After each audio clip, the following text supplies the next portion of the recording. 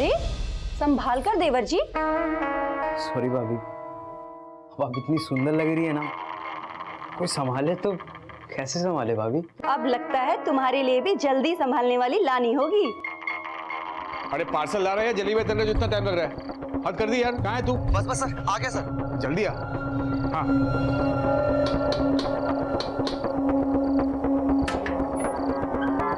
ये लगाता है। Thank you.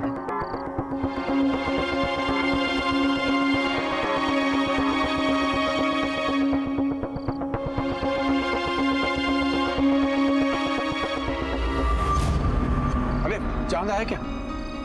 चांद तो कब का आ गया, मैं तो अपने चांद का इंतजार कर रही थी। हाँ ठीक है, तुम जल्दी करो, मुझे बाहर जाना है। हाँ जल्दी करो।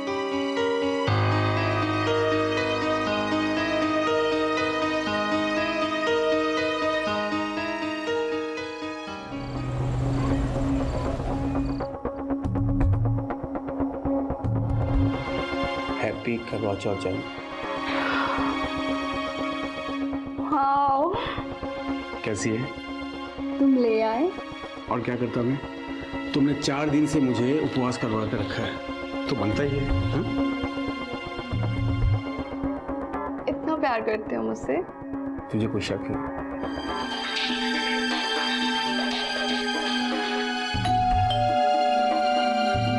भाई होगा। अरे बजने दो, आओ अरे आओ। I have to go. क्या हुआ करती, बोलना यार। यार उमंग, बिजनेस में और 1.5 लाख लग जाएंगे यार। 1.5 लाख?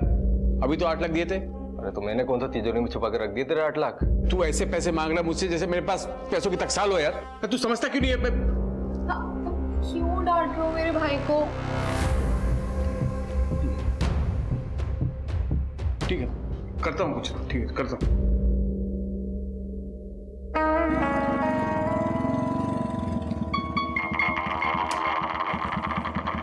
खुशी बेटा, शाम को आता हूँ लेने। हाँ ओके चाचू, बाय बाय बाय।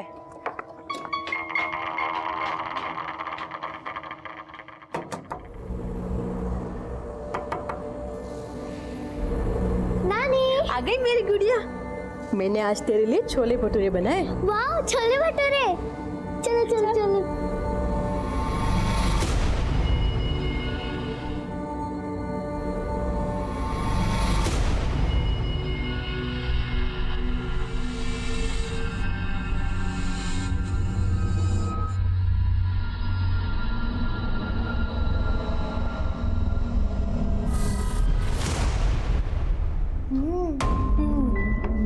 ये ले मेरी प्रिंसेस के लिए। वाह। सबसे पहले अपनी मम्मी को दिखाना, ओके?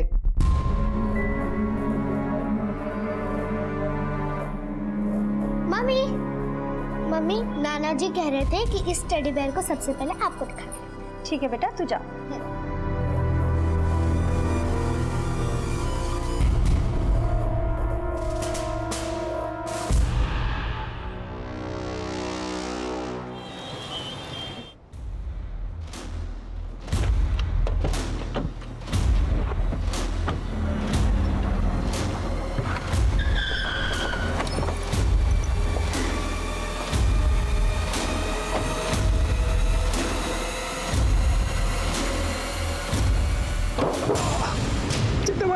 साले, ब्याज तो बहुत दूर की बात है।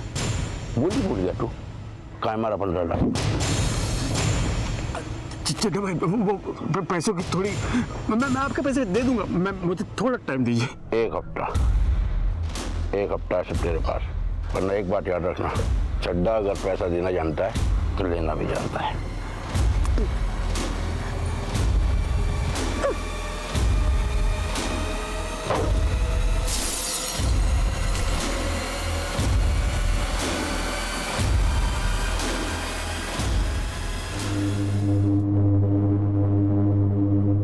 क्या हुआ ये?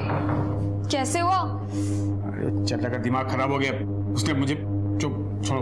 अबे तू तो पैसे लेके आने वाला था ना, कहीं वो चड्डा को तो नहीं लेके आ गया? मुझे तो साले पैसे की पड़ी गई। ये पकड़ पैसे। अच्छा सुनो, तुम ना एक बार अपने आप को जाके क्लीन कर लो, अजीब सी घिन आ रही है देख के। ठीक है।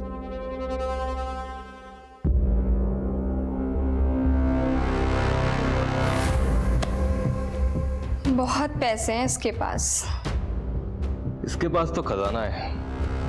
इसकी बीवी अपने माँ बाप की इकलौती है। करोड़ों का घर है ग्रीन पार्क में उसके नाम।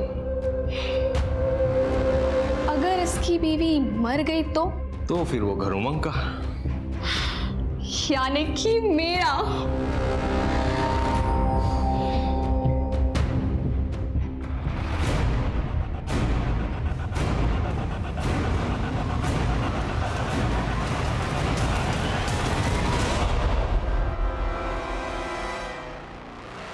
हे भगवान, ये बहू भी ना कितनी लापरवाह है। देखो गेट खुला छोड़ कर गई है।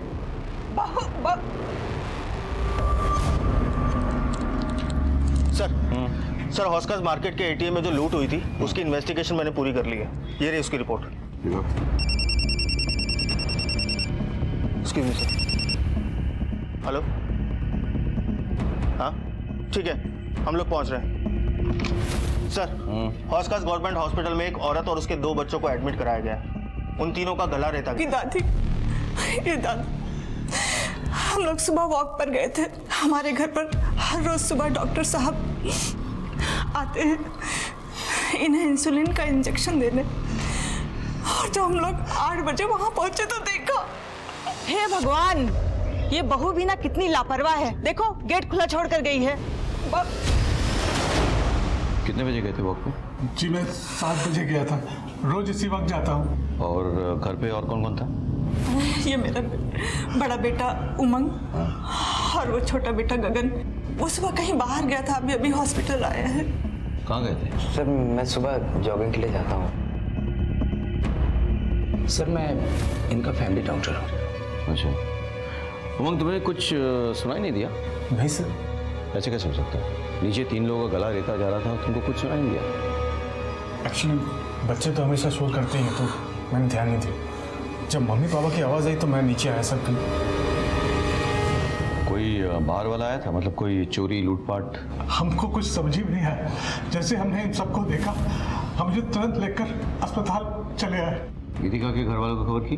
क्या है सर, हड़बड़ी में फ़ोन करना भूल गया मैं। लेकिन उन्हें इन्फॉर्म तो करना चाहिए था ना। जी मैं अभी करता हूँ। हमें आपके घर पे जाके तहकीकात करनी होगी। डॉक्टर साहब, किसी को होश आए तो सबसे पहले हमें खबर कीजिएगा। भैया आप भाभी के घर वालों को फ़ोन करो, मैं इनके साथ जाता हूँ। जी।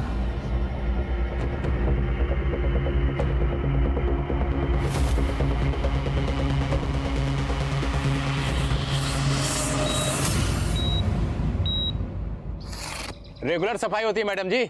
सफाई अगर रोज होती तो गटर इस कदर जाम नहीं होती। हर दूसरे तीसरे दिन गटर जाम हो जाती है। अरे आपके सामने तो सफाई कर रहा हूँ, फिर भी आप पंगा कर रहे हो। ये क्या तरीका है बात करने का? ऐसे कोई बात करते हैं? दोबारा ऐसे बात करे तो नाले में फेंक दूंगा। अरे नाले में क्या डाल देगा? अरे सफाई कर रहा हूँ ना, ये बोलता नाले में डाल दूंगा। अरे क्या हो रहा है यहाँ पे? कुछ नहीं साहब जी, वो नाला जाम हो गया था, नाला साफ भी कर दिया, फिर भी ये झगड़ा कर रहे हैं, ये बातें सुना रहे हैं। क्यों झगड़ा कर रहे हैं आप लोग?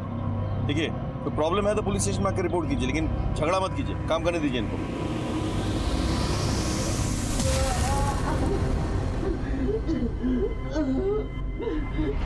Hello control room. सर मुझे बचा लीजिए सर, मैं किसी गटर में हूँ सर। कहाँ पे? मुझे नहीं मालूम सर। क्या नाम है आपका? Hello hello hello.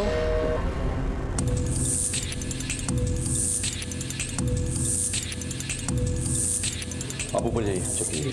कभी हो सकता है इसी से गला काटा गया। सर पूरी तरीके से खून में डूबा हुआ है, फिंगरप्रिंट मिलना बहुत मुश्किल है।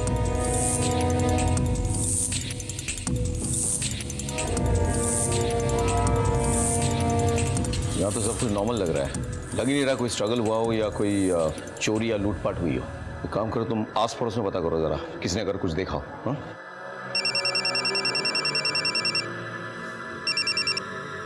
हाँ बोलो। आपके एरिया के गटर में कोई आदमी फंस गया है और उसने अभी कंट्रोल रूम में फोन करके बताया। हमने लोकेशन ट्रेस करने की कोशिश की, लेकिन तब तक फोन कट गया। मैं कोशिश कर रहा हूँ उसको ट्रैक करने की, मगर वो नहीं मिल पा रहा है सर। ठीक है, मैं देखता हूँ।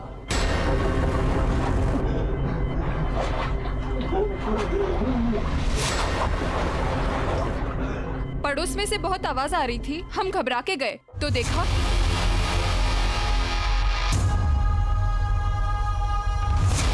आपने इसके अलावा और कुछ देखा? हाँ, गीतिका है ना, उसका देवर गगन, उसे भागते हुए देखा था। किस वक्त हुआ था ये सब?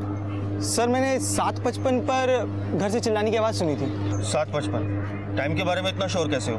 वो सर मैं फिटनेस बैंड पहनता हूँ ना, एक्सरसाइज कर रहा था। सुबह इन उमंग सर के घर से ही गुजर रहा था तो मैंने चिल्लाने की आवाज़ सुनी थी। क्या हुआ मामा? गीतिका? हो सकता है कि सर। कोई क्लू मिल जाए। सर आस पड़ोस वाले आवाज़ सुन के बाहर आए थे, लेकिन एक औरत का कहना है कि उसने गगन को निकलते हुए देखा था और गगन काफ़ी डरा हुआ था। क्या ये सच है? सर कसम से मैं झूठ नहीं बोल रहा हूँ सर। सर मैं सुबह जॉगिंग के लिए निकला था, वो औरत को शायद धोखा हुआ होगा सर। हाँ, हो सकता है कि उस औरत को धोखा हुआ हो, लेकिन पुलिस को धोखा देना नामुमकिन है।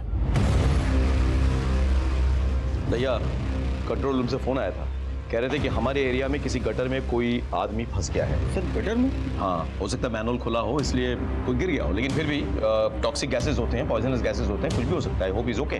मगज तो पता करो, पूरा एरिया चेक करवाओ। हाँ चल तो भी भैया इस लड़के पे नजर रखो और इसके कॉल रिकॉर्ड्स निकाल लो। Okay sir.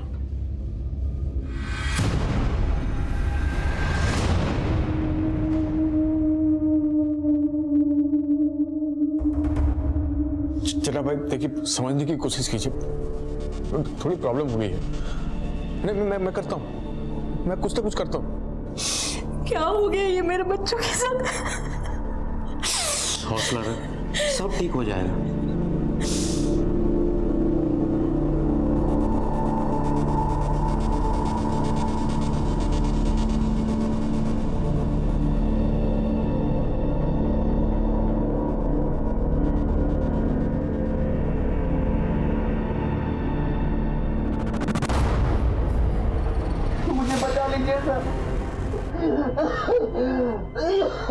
देखिए हम आपकी मदद करने की कोशिश कर रहे हैं। कौन से गटर में फंसे आप? मुझे नहीं पता मैं कहाँ हूँ सर। कुछ नंबर होगा देखिए, सीवरेज के ढक्कन में कुछ नंबर होगा देखिए।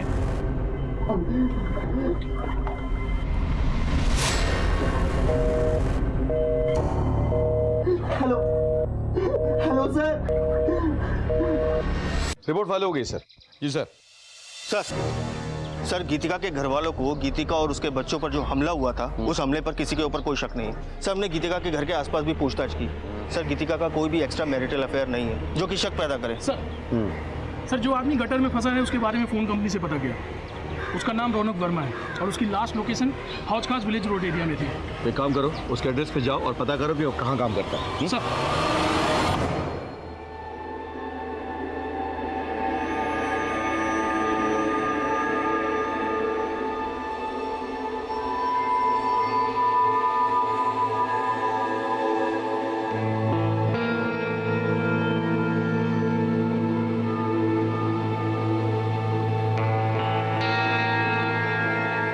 आंटी क्या हो गया? सब ठीक हो जाएगा, प्लीज ऐसे हिम्मत मत हारिए। बहन जी हिम्मत रखिए।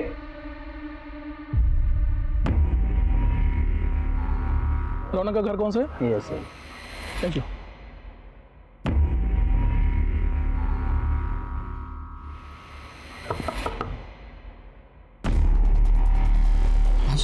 रौनक यहीं रहता है? यहीं रहता है साहब, लेकिन अभी तो घर पे नहीं है वो। जानता हूँ। वैसे कहाँ गया वो? सीट कार्ट में काम करता है, वहीं गया साहब। सुबह 6:30 बजे घर से निकला है, अभी तक तो आया नहीं। इससे बात क्या है साहब? देखिए उसने सुबह हमें फ़ोन किया था, किसी सीवरेज में फंसा हुआ है शायद। पर कैसे साहब? देखिए आप परेशान ना हो, हम उसे जल्दी ढूंढ निकालेंगे।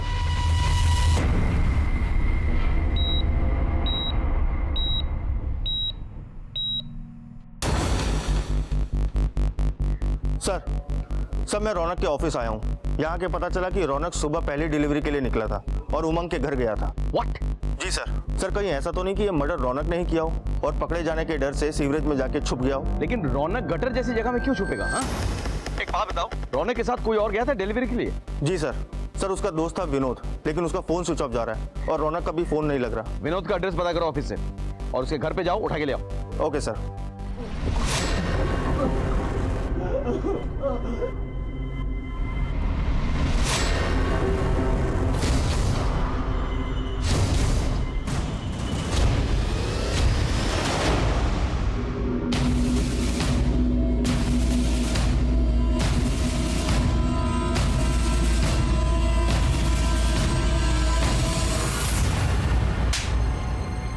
सर मैं बाहर रौनक के साथ पार्सल देने गया था।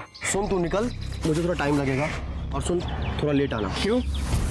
ये भाभी जी ना बहुत स्माइल करती है। मैं थोड़ा चाय पानी पी कर आता हूँ।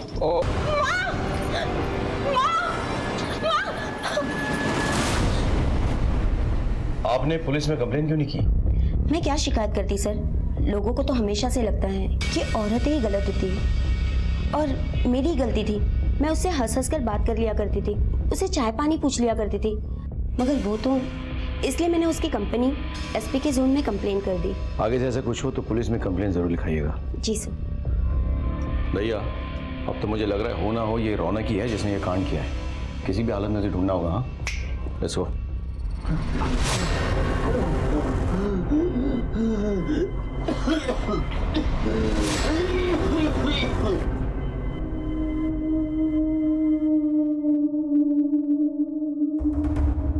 हाँ वकील साहब, मुझे अपना घर बेचना है। मैं अपने बच्चों के इलाज के लिए कुछ भी करने के लिए तैयार हूं। मैं इन्हें बड़े हॉस्पिटल में ले जाऊंगा। आप पेपर वर्क तैयार करवा दीजिए, मैं आपसे बहुत जल्द मिलता हूं।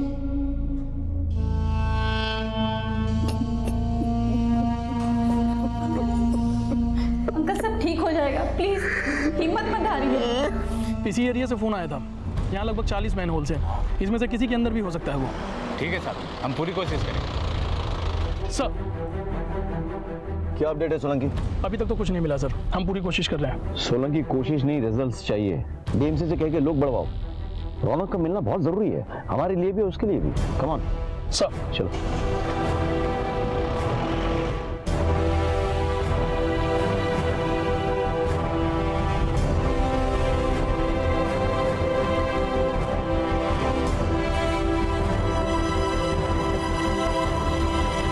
हमें किसी भी हालत में रौनक को ढूंढ निकालना था। एक एक गुजरते पल के साथ उसकी सांसें कम होती जा रही थी। हमें डर था कि जब तक हमें रौनक मिले कहीं बहुत देर ना हो जाए। बात सिर्फ इस केस के प्राइम सस्पेक्ट तक पहुंचकर इस गुत्थी को सुलझाने की नहीं थी, बल्कि एक जिंदगी की थी जो गटर के अंदर एक एक सांस के लिए तड़प रही थी, और उधर गीतिका और उसके 2 बच्चे जिंदगी और मौत के बीच झूल रहे थे। खुशी, खुशी मैं थप्पड़ मारूंगी, परेशान मत करो। मैं तो नानी के हाथ से खाऊंगी। चुपचाप खाओ बेटा, नानी को पूजा करने दो। नानी अपनी बेटी को डांट लगाओ, मुझे तो आपके हाथ से ही खाना है। लाओ, यही दोनों मेरी पूजा है। वैसे भी कहते हैं बच्चों में भगवान का वास रहता है। लाओ मैं खिला देती हूँ। नानी की चमची। नानू ने मेरे को चॉकलेट दिलाई। आप गंदे हो, नानू अच्छे हैं। और तू नानू का चमचा। दोनों की सेटिंग हो गई है, एक नानी की चमची, दूसरा नानू का चमचा। मेरी तो किसी को परवाह ही नहीं है।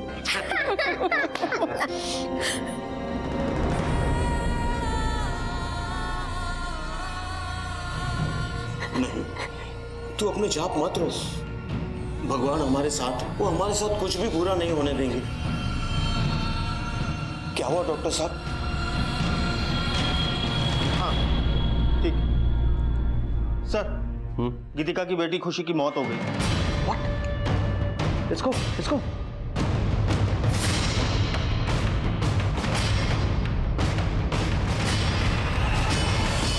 अरे भाई साहब, मेरी खुशी को मारा ना भाई साहब। मुझे भाई साहब क्या कर रहा है? क्या हो क्या रही है? मुझे इसे बहुत ही पहले जान से मार डालना चाहिए था। ये मेरी बेटी को जानवरों की तरह मारता था, बार बार उसे पैसे लेने हमारे घर भेजता था। क्या? ये क्या कर रहे हो? क्या? ये बिजनेस के मैं अपनी अय्याशी के लिए कर रहा हूँ ससुर जी, अपने परिवार के लिए कर रहा हूँ मैं। तो 1 लाख मांग लिए तो कौन सी बड़ी बात होगी भाई? ये बार बार पैसे मांग के तुम मेरी बेटी को क्यों परेशान कर रहे हो? क्या करूं मैं? पर पति परेशानी में हो तो पत्नी को साथ देना चाहिए। क्या बाहर वालों ने कहा? आप एक काम कीजिए, अपनी बेटी को रखिए यहाँ पर, तो पैसे का इंतजाम हो जाए तो भेजिएगा। पैसों के साथ चलता हूँ। देखिए, तुम अभी गीतिका को यहाँ से लेके जाओ। मेरी बीवी को पता चलेगा तो उसे बहुत बुरा लगेगा। देखिए, मैं कल पैसों का इंतजाम कर दूंगा, लेकिन ये अब आखिरी बार है। अब इससे ज्यादा मैं आपको पैसे नहीं दे पाऊंगा। ठीक है, ले जाता हूँ। ठीक है, चलो चल, पैसे हाँ जल्दी। मैं पैसों की लेन देन की बात अपनी पत्नी से भी नहीं करता था, क्योंकि मैं नहीं चाहता था कि इसे ये लगे कि मैंने किस घटिया आदमी के घर अपनी बेटी की शादी कराई है। मैं सोचता था कि सब ठीक हो जाए, लेकिन ये बार बार पैसों के लिए मेरी बच्ची को पीटता था, और आगे मैंने उसे पैसे देने से इनकार कर दिए तो इसने मेरी बेटी के साथ सर कुछ नहीं है सर। पंकज, अरे सर मेरी बात का यकीन कीजिए, देखिए ऐसा कुछ नहीं है। मैंने अपनी बेटी और बीवी को नहीं मारा सर।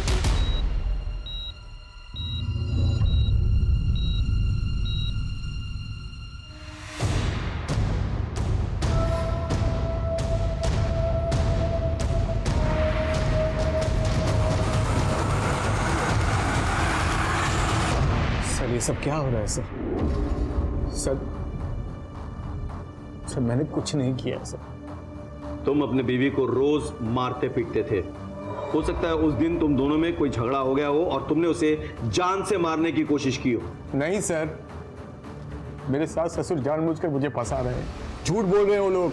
सर मुझे जाने दीजिए, मेरी बेटी की मौत हो चुकी है, मेरी पत्नी को अभी तक होश नहीं आया है, मौत से लड़ रही हो, मेरे बेटे को भी होश नहीं आया सर, उनको मेरी जरूरत है सर, मुझे जाने दीजिए। मेरी बेटी का अंतिम संस्कार मेरे अलावा कोई नहीं कर सकता। ठीक है, चलो। Thank you. भैया सर, इस पे नजर रखो, मुझे इसके सारे डिटेल चाहिए।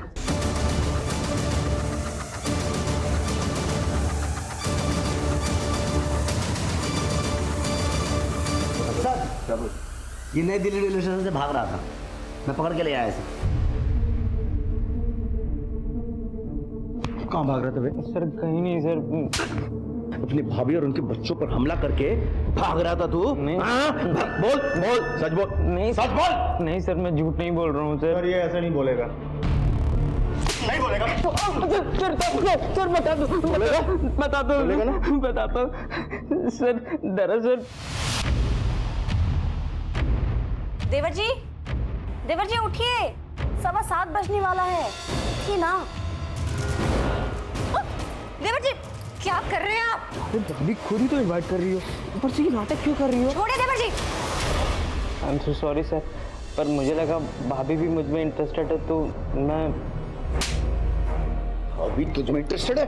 नहीं। तूने भाभी को रेप करने की कोशिश की, उसने मना किया तो उसे मारने की कोशिश की तूने, और उसके बच्चों ने देख लिया तो तू बच्चों को मारने की कोशिश कर रहा था।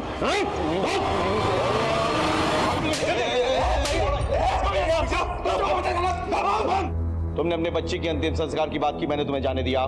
पुलिस के काम में दखल अंदाजी की तो यही अंतिम संस्कार हो जाएगा तुम्हारा। चुप!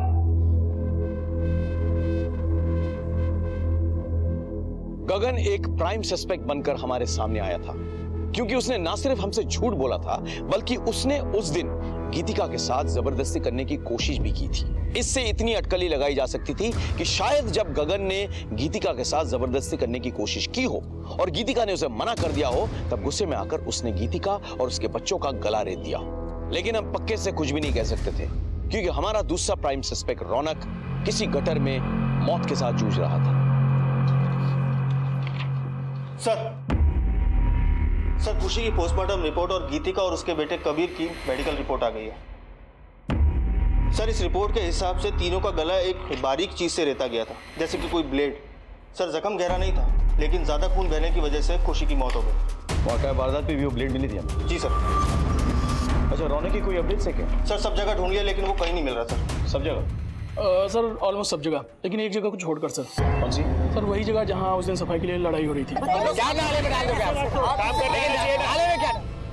तो वहाँ क्यों नहीं ढूंढा? सर हमने ये सोचा कि वहाँ की सफाई तो हो ही चुकी है, अगर कुछ ऐसा होता तो सफाई कर्मचारियों ने जरूर देखा होता। पंकज, तो भैया ये किस तरह की लापरवाही है? सॉरी सर, प्लीज जाके ढूंढिए वहाँ पे। जी सर।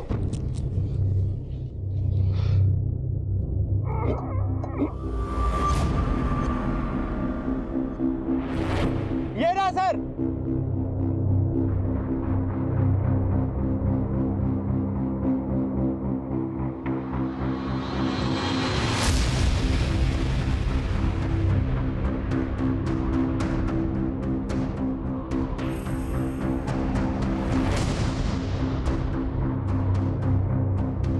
सर इसके ऊपर किसी भारी चीज से वार किया गया है, इन्फेक्शन भी हो गया है। हम पूरी कोशिश कर रहे हैं लेकिन अभी कुछ बताना मुश्किल है। डॉक्टर साहब, रौनक गटर में फंसा हुआ था, उसकी हालत बहुत खराब थी, उसको बचाना बहुत जरूरी है, हमारे केस के लिए बहुत इंपॉर्टेंट। हम पूरी कोशिश करेंगे। ओके जी। पंकज, रौनक के पेरेंट्स को बुलाओ। सर। भैया एक बात समझ में नहीं आ रही। देखो इस केस में हमारे पास 2 सस्पेक्ट्स हैं।